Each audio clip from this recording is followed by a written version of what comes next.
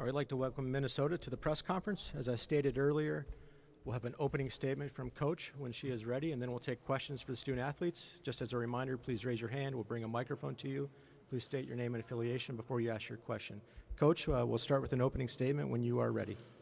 Well, first of all, we have so much respect for Ole Miss and how they attack and what they do, and I thought they played really hard and played well. And it was a kind of an epic type of a game, and certainly just really appreciative of our fans who came out. I just thought it was deafening. It was deafening in warm-ups. When the Rouser played, you couldn't hear anything. And then during the course of the game in the fourth quarter, there was a shot clock expiration, and there may have been an extra second that went off the clock, it felt like, at that point in time, because nobody could hear because the fans were so loud. And so just a really, really great atmosphere for college women's basketball, and really thankful for our fan base for bringing that type of energy, and that certainly helped us because we were able to get stops in the fourth quarter when we needed them. Overall, just really proud of our young ladies. I think we needed to show a lot of resilience. I was told we were down 5 with about 3 minutes to play, and made big shots, but really got some big stops as well. And so these young ladies have put their hearts and souls on the line and are building something that's really, really special. And so really proud of them. I'm really proud of these two that are up here. The word I use for them is a legacy. They're leaving a legacy in Minnesota women's basketball right now, and it's an opportunity to keep playing, but we're just really, really thankful to all of our young ladies for the type of dedication and the sacrifices that they make to have opportunities in big games like today. Thank you, Coach. We will now take questions for the student athletes. Again, raise your hand. We'll bring a microphone to you. We'll start with Chip Scoggins in the front row. A mic is on the way. Chip Scoggins, Star Tribune. Maya, did that unfold the way the last sequence there, exactly how you guys drew it up in the huddle there? Yeah, I mean, as long as somebody made a shot, it was fine. Dane Mizutani, St. Paul Pioneer Press, for both of you, what was going through your head when the ball went through the hoop? Well, we practice it almost every day before every game, so it's nothing really new. I mean, she hits those shots every day in practice over our scout guys. So honestly, when she took that shot, took her 2 dribbles into her pull-up, everyone, I think, knew that it was in. But yeah, we just had to regroup and play some defense, but I'm just so proud of her. Pat Donnelly, Associated Press. Maya, is that the kind of thing that you grew up dreaming about, the kind of shot that you practiced in your backyard 100 times? Yeah, I think any basketball player, when you're shooting on your own, you're like, okay, 3, 2, 1, you throw it up there, see what happens, and it was real life today. Charles Holman, Minnesota spokesman, recorded. This is for Maya. You wanted to come to Minnesota. You wanted to play here. You stayed here when things were changed. This game has to be something that will last in your memory in terms of just what you did tonight. Yeah, I think this whole season, honestly, this whole season is a perfect way to wrap up the 4 years here. We had a lot of ups and downs, but we all stuck together, and the fans stuck with us. I mean, they filled it out today when we needed them.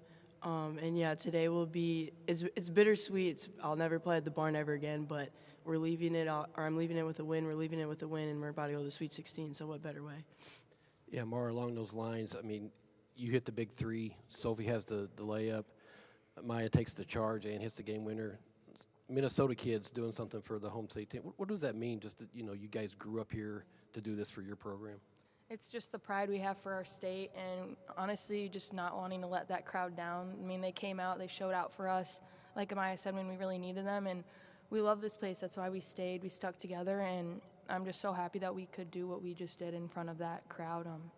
Yeah, and just going to the Sweet 16, it doesn't seem real, and we have a lot of work to do, but we're just really thankful that we could end this one on a win. Hi there, Coach Leah from Insight News. So tell me, this is for Maya and Mara, was there a point in that last, I would say, 40 seconds where you were like, we got this? Maya first. Yeah, that whole game, we always believed in each other. We believed we were going to win, and we stuck together. And I think that's really a big part of how it ended. Yeah, we all ground each other. There's times where I started pressing kind of towards the end of the game, and they all just were like, we need you, like you're in this. And I think that just speaks so highly of them as my teammates, and just how everyone has a voice on this team and can really, speak up when it's needed. And she was the most vocal one, and she doesn't even have a voice. And so I'm just so proud of her, too, as a leader, and just this whole group. Everyone made an impact on that game. Thank you. Go back up to the front row to our left, back to Chip Scoggins. We'll bring that microphone over. And then I do see we have a question on Zoom, so after Chip, we can go to Zoom. Yeah, Maya, just the charge you took on Connie there. Did you know she was going to try to be physical there going into for that layup? Did you kind of play that against her? Yeah, I mean, she got a ton of buckets on me, on us, and it was because she was, like, powering through, and I was like, all right, I'm just going to try and fall, see what happens. And it worked out.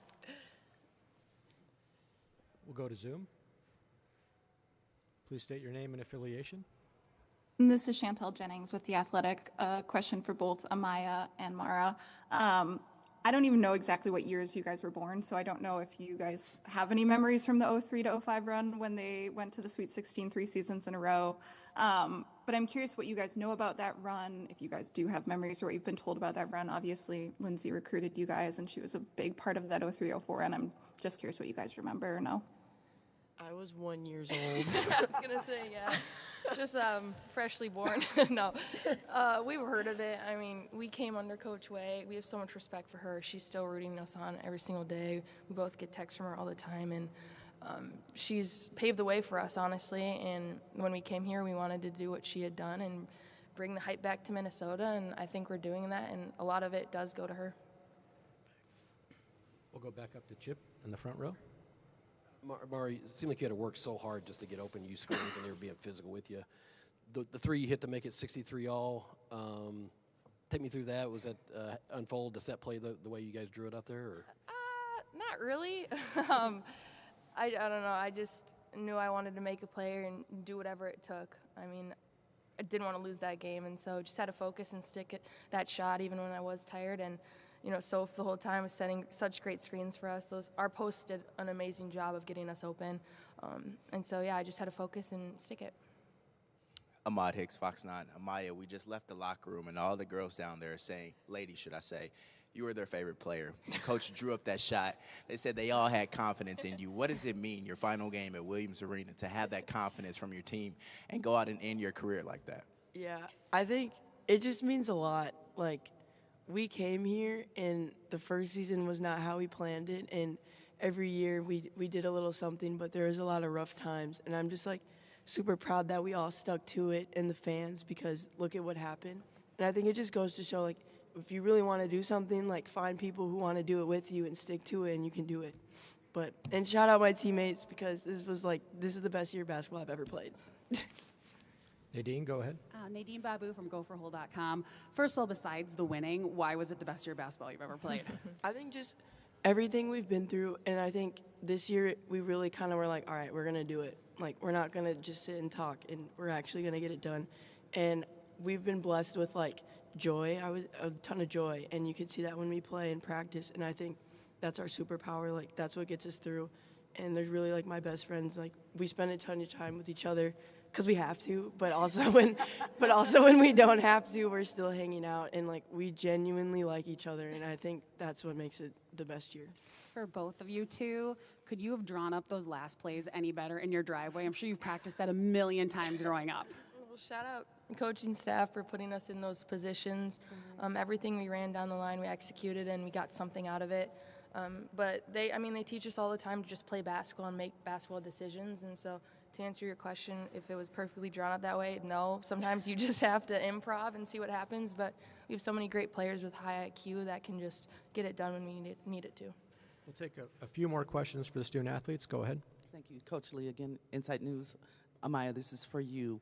So in those final moments, what is the thing that you feel like you've learned the most about yourself? That's a good question. You're welcome.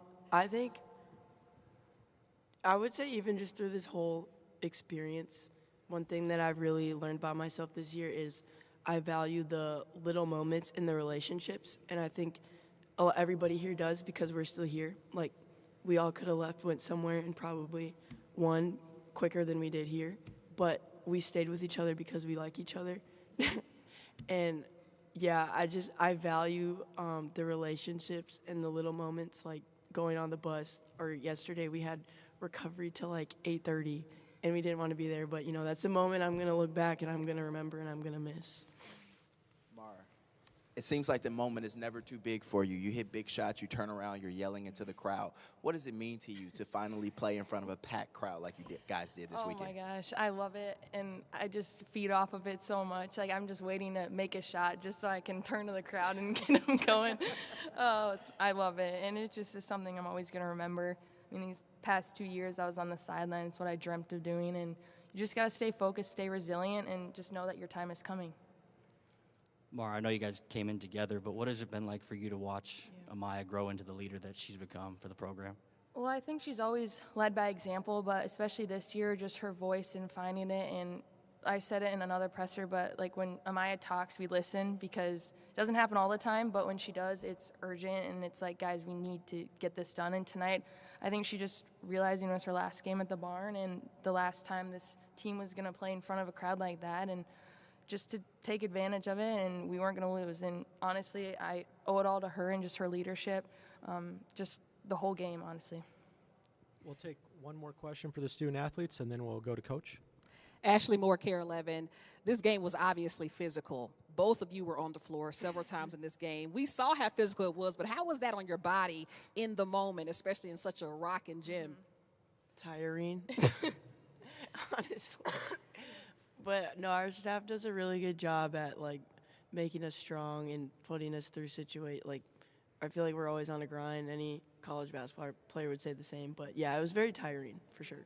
I think too, I mean, it gets down to the point where you don't really think about that anymore. You just want to win the game. So you're willing to do whatever it takes, taking charges down the line, just putting your body out there and just having a will to win. So, I mean, ultimately, we'll probably feel it tomorrow, but for right now, it feels good.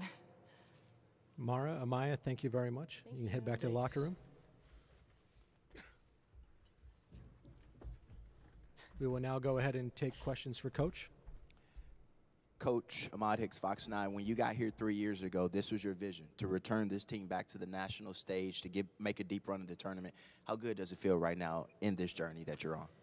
Well, it certainly is something that's really, really special, and it's something that to happen the way that it did with the fans, to be able to host, to be able to have the fan base that we did both games, and then for the games to be really exciting all the way down the stretch. I think it's just, there's so much of it that these young ladies are going to take away from this and remember for the rest of their lives. And it's something that's really, really special. And so we're just really, really thankful to have the opportunity to, one, be here, and two, continue playing. Ashley Moore, Care 11. Coach, you said yesterday there's no stopping Cody, just slowing her down. Early on, y'all had her in foul trouble. At what point did it click in your brain, like, attack her, let's get her out of this game? Well, and when we tried, we didn't have as much success doing that as we wanted to.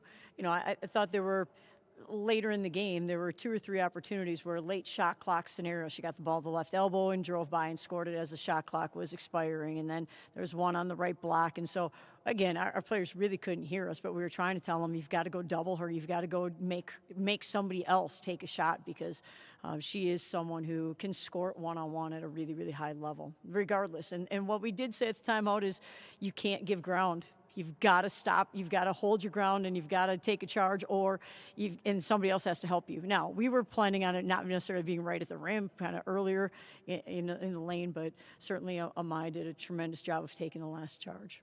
Don, Chip Scoggins, Star Tribune, you talk about toughness being a pillar. Did you see that in those final minutes with just the execution they had to have in those got-to-have-it moments? They almost flawlessly offensively what you drew up. Right. Well, a good thing, it's for us, toughness, I think, has a connotation of getting on the floor, taking charges, rebounding, and we did those things at a high level to finish the game.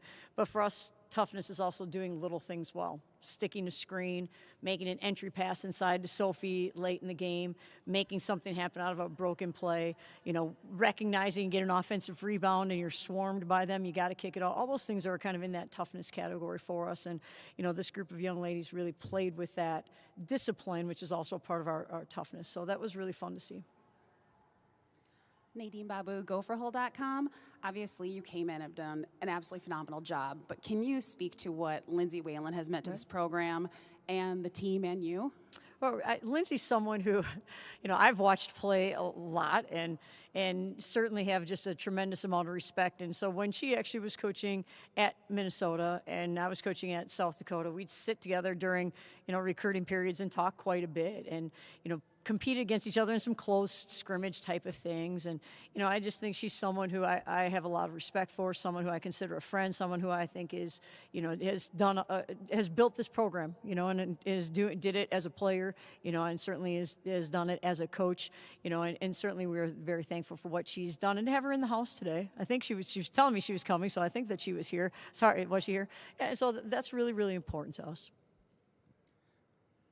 Go ahead. Andrew Dukowitz, Zone Coverage. First, congrats, Coach. Thank you. In the locker room just now, I mean, from Tori to Sophie, everyone was kind of crediting the bench, right, end of the bench especially, of being in their ears, giving them encouragement.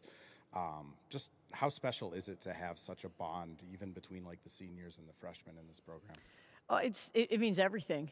I really do believe that, and I thought what was great in the end of the second quarter, well, it wasn't great that we were all in foul trouble, but what was great is that the young ladies who got in the game at the end of that second quarter handled the pressure, took care of the ball, made good decisions, played really, really hard. And so maybe their minutes weren't long, but they did a great job. And, that was something. And what was neat at halftime is telling our young ladies, we've got to be able to handle the pressure because they're going to turn it up.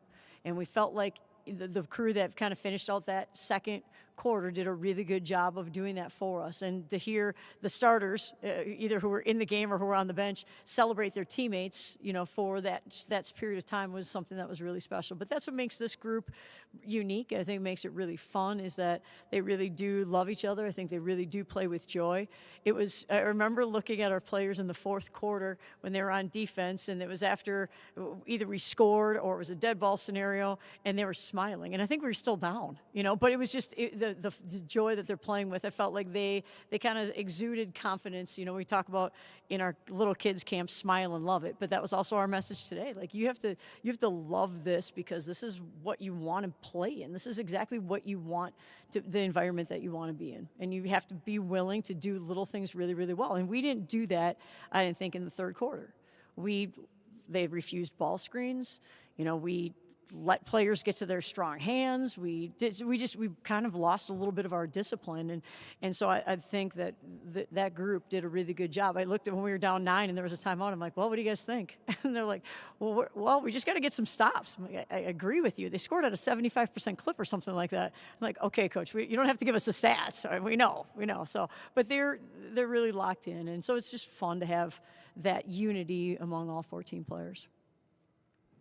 So, Coach Leah, Insight News. So, you literally just led into my question because I was about to ask you about that fourth quarter, about midway through, y'all were down like double digits, and you were noticeably more energized. There was something about that moment that was just like, what is really going on? So, can you please just say a little more about that, please? Right. I think we have a couple phrases, things that we say, and one of the things that we say before the game is we'll never ever give in. That is a mantra for us, and that's that we're in that moment. We could down 9, could kind of fold at that point in time, but our goal is to find a way. That's a pillar in our program, and so, but I do think this. I think it's a coach can say those things. That's great. It can be great on the bulletin board. It can be a great text message. It can be a great hype video. Really, ultimately, the players. Since we've been here for 3 years, our goal was to have this be a player-led program. And it takes time because how do players lead when they don't even know what the expectations are, what it's supposed to look like, those type of things. So there's a learning curve within that. But this is truly a player-led program, We were actually having a discussion, maybe you'd call it an argument in the fourth quarter about our ball screen coverage. And so it was kind of interesting because but they understand the game at a high level and they want to be successful and they are leading the charge. And so it's really, really special when they get rewarded for doing little things really well. Dane Mizutani, St. Paul Pioneer Press. When would you say Maya took that jump from leading by example to being willing to speak up and have people listen? Yeah, I would say it was probably earlier in the season, kind of maybe midway through the season is when she really became vocal. I think from day one, in meeting with this group, and the returners have been here for 3 years, I think she's always been someone that the players have said to me they see as a leader. And there's being a leader by example and doing things well, but there's also that you need that inspiration, you need that voice, you need that confidence, you need that, the accountability, and that's a good word. It's holding your teammates accountable, holding yourself accountable. And so I thought she kind of made that decision, or started doing that probably midway through the year, and she's just continuing to play at a higher level all the time. Don, obviously, we'll focus on her shot, Amaya's shot, but how much taking that charge really changed the thing there? Well, having Cody McMahon not on the court changes the game, and we've been in foul. We were in foul trouble. She was in foul trouble, and so yes, it's a game-changing play. It really was. And Tori took one earlier in the game, and so those are our big plays, and because we weren't really slowing her down. She scored at an 83% clip against us. She was 5 for 6. So, that was our best defense, was not having her on the court, very honestly. And it wasn't that we were trying to necessarily do that. It just kind of happened. Coach Mara said when she saw Maya rise up on the baseline, the whole team knew it was going in. Did you know, and what was going through your head when it did? Well, 3.5 seconds. So I'll take you through the sequence. I don't know how much time did they have on their possession. Was it like 14 seconds, something along those lines? And we had one foul to give. We were at 3 fouls. And so we were, at that point in time, if we got beat, we were going to use a foul, right? But we weren't just going to use a foul to use a foul, and because there still was enough time that they could take it out of bounds. And now if you happen to foul them, now they're shooting free throws.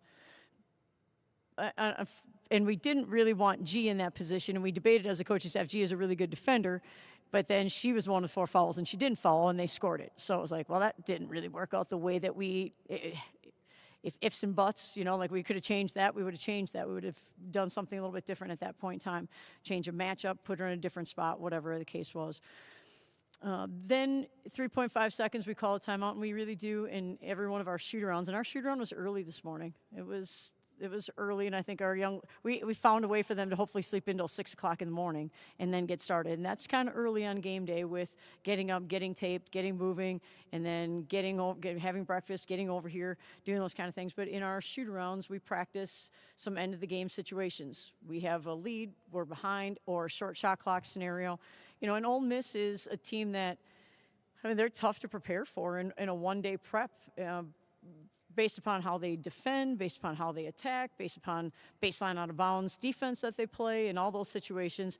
But we felt it was really important to come back again this morning and do that and go through some of those end of game scenarios. And that is, when we run that, we ran it today, and there were 2 options, and we ran it twice, and that was option number 1 and option number 2. I'm not going to tell you what that is, because maybe we'll have to use that at another time, but there are 2 primary options within that are quick hitters. So 3.5 seconds isn't a lot of time, but certainly she made the play, and that's kind of a Pat and Amaya battle, baseline, pull-up, jumper. That's exactly what she's really, really good at. We'll take a few more for Coach. Go ahead, and then we'll go over to the right.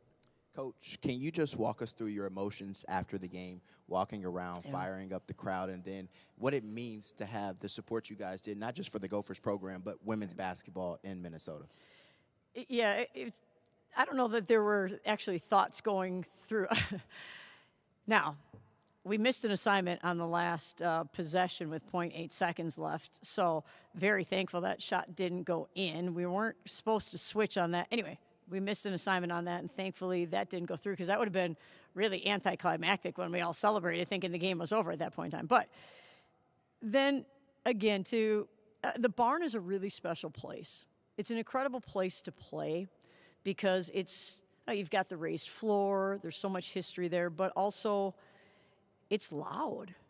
It's really, really, really loud. I don't want to say how many years I've been coaching, but it's been quite a few years, and as a player, as a coach, I've never been in an environment that was that loud, ever. It is something that is just, your players have to make plays because they can't hear each other. We can talk about communicating all we want, but it gives you energy.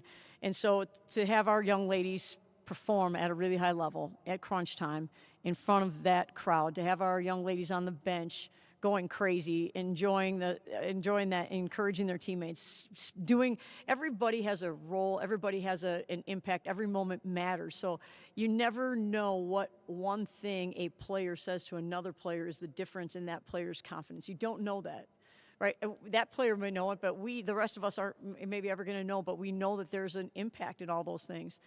There's an impact of the fans that come, the support that they give. And so it really was surreal. It was really pretty awesome. And to have this group of young ladies really come and stay with this and build this into exactly what they wanted to build this into, and have that be, for Amaya, her last game in the barn. That's the stuff you can't make this stuff up. Like, that's movie line stuff at that point in time. And so those are the things that were going through my mind, and certainly have a lot of family and friends who were in town that I haven't seen for about 2 days. As a matter of fact, I stayed away from them because we were busy, and things going on, and so, but to be able to celebrate with them afterwards was certainly a kind of a fun moment. And have my parents here, certainly was kind of a fun moment at that point in time too. So those are, key takeaways. I think both of our children watched it. Our daughter is on the road getting ready to play in the Elite Eight.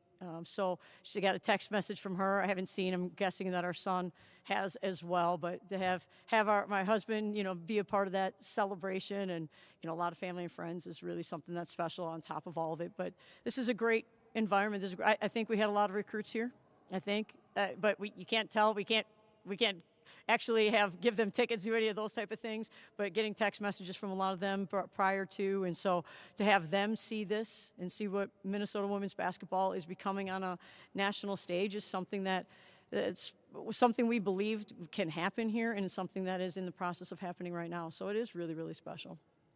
Coach? And I think everyone's eardrums, Bryn Senden actually said her eardrums popped. I would not doubt that. It was deafening. I'm telling you, I told the announcers today that during the game against Green Bay, the first round game, that it was probably the loudest atmosphere. If you turn the TV on and you're watching all these women's games, I don't know. If there's one out there, then that's great. I'm not trying to take anything away from anyone else, but I'm telling you, that is the loudest I've ever heard an environment that you're playing in. So that was really, really special. Terrific. Thank you, Coach. We appreciate your time.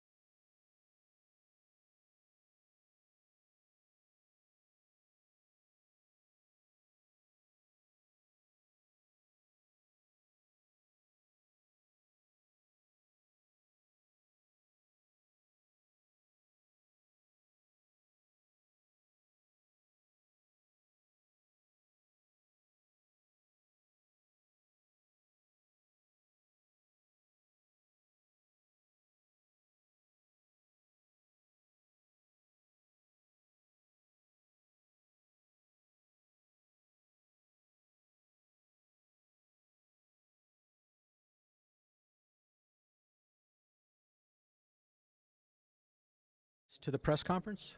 Once Coach and the student athletes take their seats, we will begin with an opening statement from Coach. If you have questions, please raise your hand. We'll bring a microphone to you. Please state your name and affiliation before asking that question. So, Coach, we'll start with an opening statement from you when you are ready. I just thought this was an incredible environment.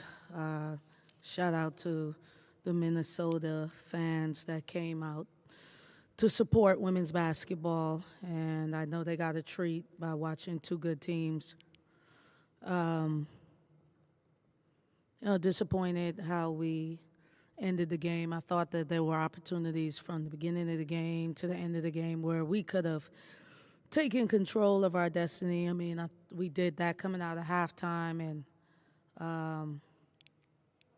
and if you want to know how, home court advantage feels, I feel like their fans won them that game today. Like, just I'm not discrediting their play. What an awesome shot by the Battle Kid at the end, but their fans, won them that game. You couldn't hear. Just an incredible environment. And, as I close out this year and look forward to next year, the goal will be to host at home so that we can have that same type of opportunity. That's what's next for this program. Coach, thank you very much. We will now take questions for the student athletes. Raise your hand. We'll bring a microphone to you. And just a reminder, state your name and affiliation. Tia Reed with the Clarion Ledger. Cody, getting into that foul trouble early and dealing with that throughout the game, did that change at all how aggressive you felt you could play on both ends of the floor? I feel like if it changed how aggressive I was, then I wouldn't have fouled out. But I just feel like, I was put back in the game to play basketball and do what I do, and so I continued to do what I do. I can only control what I can control, and I was dealt the cards that I was dealt, and, I just handled it and still try to make the right plays for my team and the plays that I would usually make. So I wouldn't say it changed anything. 21 minutes, I think, is tied for the lowest you've played this season. Being on the bench that much in a game, you're not used to that. How are you trying to still put energy and lift up your teammates even though, you weren't able to be on the floor as much? Mm-hmm. Yeah, I would just say kind of just talking to them on things that, we see from a bench perspective versus on the court. And I'd say that'd be the biggest thing. We'll continue to take questions for the student athletes. If you have one, please raise your hand. We'll bring a microphone to you. Hi, Coach Leah, Insight News. This is for both Christine and Cody. So with right now, as you're just sitting in this moment, what do you feel is the most impactful? Do you feeling like this was maybe a missed opportunity or thinking about missing the opportunity to advance? I feel like the game didn't end the way we wanted it to, and like Coach said, there was a lot of things within our control that we could have done, and really just honing in on that. I feel like, it's a tough pill to swallow just being in this position. After a game like this, all you can do is think about it, but, it was all in our hands. I feel like the first half, we just didn't want it. And we put ourselves in the position that we got put in, and it was unfortunate. But that's just what it was. So now we just have to take it on the chin and then deal with it and get ready for what's next for everybody. Do we have additional questions for the student athletes? Ladies, thank you very much. Thank you. Thank you.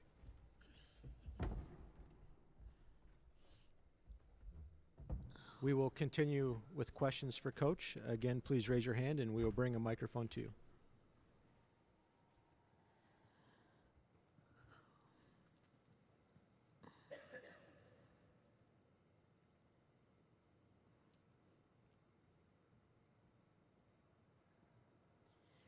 Coach, not being able to have Cody out there as much with the foul trouble, I don't think the situation you guys have dealt with much, if at all, this season. How did that challenge the team trying to play so much without her and you as a coach, not being able to coach with your best player on the floor? I got to see how to answer that without getting in any trouble. I was in the locker room just thinking about other star players on teams. I've just never seen them fouled out in a March Madness game. I just haven't. Paige, Caitlin. I mean, I don't want to call current ones because then someone will say I'm tampering or something like that. So I just hadn't seen the best players get fouled out. And from my point of view, the last call was incorrect. We watched it 1,500 times.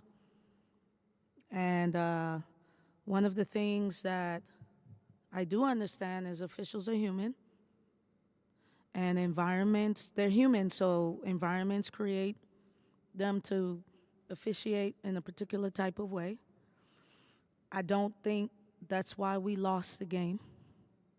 I just know that Cody is leading scorer, newcomer of the year, all of the things, and she plays 20 minutes. And it's disappointing because these fans deserved more than that. The game deserves more than that. And I just think officiating as a whole really needs to be looked at. I really do. Like, I'm not just talking about this game, you know. Something has to be done. It has to be better. Even with how that transpires, last play of the game, you still have a good shot from Tiana. Yeah. I guess, what was your mindset drawing that play up and just your thoughts on how it transpired? Well, it was a back screen for Tosh, and I told Sierra to just throw it at the rim because Tosh is super athletic and can outjump anybody on their team.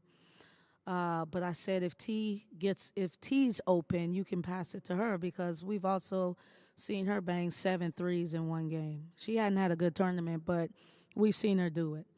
And she got the look. And as a coach, that's the look you want. I thought the last 3 possessions, 2 for us with Tosh scoring on the play I drew up, and then Tiana getting the shot, and then the young lady making that shot. I mean, it was just, that's like out of like a Disney movie. Like, yeah, home court, 3, 2, 1, and she just makes a shot. It was just, it's nothing you can do.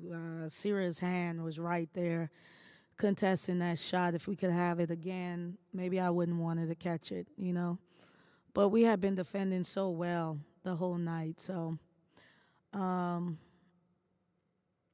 it was a good look for T, and she's a sophomore, and she won't forget that. Coach, we'll go to your left. Charles, go ahead. Charles Hallman, Minnesota spokesman recorder. Coach, you like to learn history about this place. So I believe you're the first black female to sit on the stool that Clem Haskin made famous when he coached here. Wow. And I know you usually stand moving up and down, but then you sat down. In your last moments of, leaving an impression here to fans who don't see black coaches coach, you hope you felt you did that with your team this year? Yeah, I mean, like I told you before, representation matters. I did not know that I was the seat I was sitting in, who's been in that. And, for me, I think it's important for us to just put a great product on the floor. And I thought both teams did that. I have a lot of respect for Minnesota and Coach and what they do. And at the end, I had to just give her a hug because it was like a great basketball game. Sometimes I wish that is reciprocated when it's the other way around, but I know how to win and lose games. So, this is the beginning for me, and I hope our fans saw how many people were out there and what that looked like, because I believe that communities, administration, they win those games, and also the teams. But it's a full effort. But as far as like, me being a black coach, like I don't shy away from that. I'm proud of that, and hopefully I can inspire all just by, getting a team to come together and play hard and being able to gracefully take a loss. That's what I hope. Hi, Coach Leah with Insight News. Oh. So good to see you. You literally are one of the best basketball minds that we have right now, and I'm so proud to be able to say that. I want you to think about, how does today's loss either fracture the confidence of the program or fuel the momentum? Mm-hmm. What's the next step? Yeah, that's a great question. I saw someone wrote up that, Coach O's losing 7 seniors, and so they'll have to rebuild. We don't rebuild at Ole Miss. We lost 6 last year and had the best start that we've ever had here at Ole Miss in my tenure. So we reload. I think what's next is, I'm kind of tired of having to take down Goliath so early. So what's next is to be able to host. If Sierra didn't get hurt, we would be hosting this year. Those 2 games we lost at the end really hurt our chances. So next year is to host, but not be a 4 seed, be a 3 seed. I got to figure out how to make sure that our fans come out and support us. They had almost 11,000 today, and I felt it. It was incredible. For someone that loves the game like I do, it doesn't distract me at all. Like I get fueled by it. So it's about reloading, and the only way that happens is by the people that support the program, from the chancellor to the AD and to the community, for us to be able to do what we got to do, because this is a different type of environment that we're in. You got to be able to have the Jimmies and the Joes, the Chesleys and the Jessicas. So hopefully we can get 2 Codys and be able to build around that. But we've built a reputation. It doesn't fracture us at all. I mean, this is a well-oiled machine, and just try to put us in a better position to make the run that we want to make moving forward. Coach, we'll stay on your right-hand side. Dave, go ahead. Coach, Dave Campbell, Associated Press. Just wondering about your view of that possession with the shot clock violation after the Gophers had tied it with a 3-pointer. Mm-hmm. Just did you feel like the crowd noise affect that? Yeah, of course. I just said the crowd won the game. The crowd won the game. These are young people, and I felt like Sarah had a really good shot, and she had willed us the whole time. So when she didn't take the shot, I was kind of like stunned, because I'm not a big timeout person unless I feel like we have to. Like I did the possession after that. I called it because I could tell we wasn't confident, but it was in the hands that I wanted it in. Cody was out the game. It was Sierra. She had made some big shots. That's just an environment. That's just something she has to learn from. She's a sophomore, and she'll be better. One of the things that I did talk to the team about is, because I have 7 seniors and they're getting ready to go into the real world. And I just talked about courage and having courage. And, I wouldn't have this job if I lacked courage. Ole Miss didn't come after me. I called a search firm and told them that I was the right person for the job. And if it's anything I want them to learn, is sometimes you got to step out and shoot your shot. And I think moving forward, that's something that Cyril will never forget. And hopefully our team and the seniors that are leaving, that are going out in the real world, when they got an opportunity, as women especially, that they just have the courage to just go ahead and shoot their shot at whatever it is that they want in life. Hey, Coach. I've asked every one of your transfer players throughout this week and all if coming here, if it was what they thought it was going to be, if they've gotten what they've thought they were going to get and gotten everything that you told them, you know, in terms of learning and growth. Every single one of them has said yes. Every single one of them has gone on and on about that. Does that help you when you now, you know, the portal's fixing to open up and you're going to be, you know, recruiting players, that you've got evidence that, you know, got what they were coming for?